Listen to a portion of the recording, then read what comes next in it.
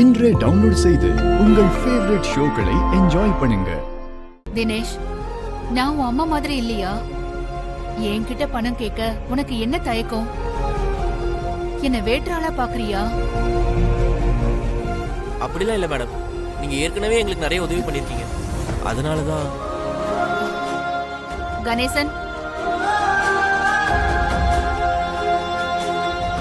அம்மா இந்தாங்கம்மா. இத வச்சு உன் தங்கச்சி கல்யாணத்தை நல்லபடியா நடத்து. மேடம், எதை பத்தியும் யோசிக்காத. பணம் பத்தலனா என்கிட்ட கேளு. இந்தா. இனிமே பொறுப்பா நடந்துக்கணும். போய் வேலையை பாரு. Thanks madam.